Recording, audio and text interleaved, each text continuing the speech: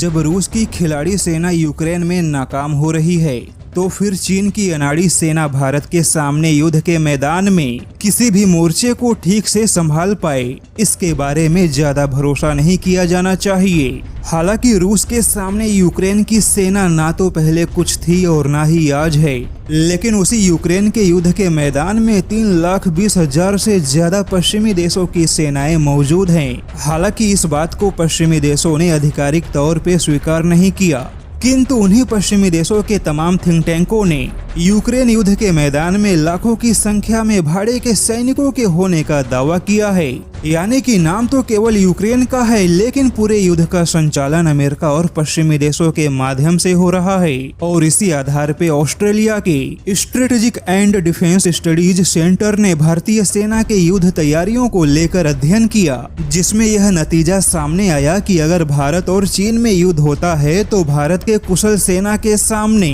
चीन की सेना किसी भी मोर्चे पर खुद को बचाने में नाकाम होगी, क्योंकि भारतीय सेना के पास खुद के युद्ध कला का जो महारत है वह तो है, लेकिन भारतीय सेना के पास में यूरोप हो या फिर अमेरिका, लगभग सभी पश्चिमी देशों के युद्ध कला की रणनीति मौजूद है। यानी कि भारतीय सेना के युद्ध की जो धार है वह चीनी सेना के प्रोपेगेंडा वाले वीडियो से कहीं ज्यादा आगे है। वहीं फ्रांस के दसॉल्ट एविएशन के अधिकारी भी यह कह चुके हैं कि वह भारतीय वायुसेना के पायलट के कुशलताओं से काफी हैरान हैं, क्योंकि राफेल के परीक्षण के दौरान भारतीय वायुसेना के पायलटों ने राफेल को उड़ाने के मामले में खुद फ्रांस के पायलटों को भी चौंका दिया था। वहीं पहाड़ी युद्ध में भारतीय सेना का कोई जवाब नहीं। ऐसे में अगर कभी भी भारत और चीन किसी भीषण युद्ध का हिस्सा बने तो वह चीन के साम्राज्य का सीधे सीधे पतन होगा, क्योंकि केवल चीन के हथियार युद्ध के मैदान में चीन की सेना को विजय नहीं दिला सकते, और किसी भी युद्ध के मैदान में भारतीय सेना की तैयारियां चीन के लिए काफी महंगा साबित होंगी।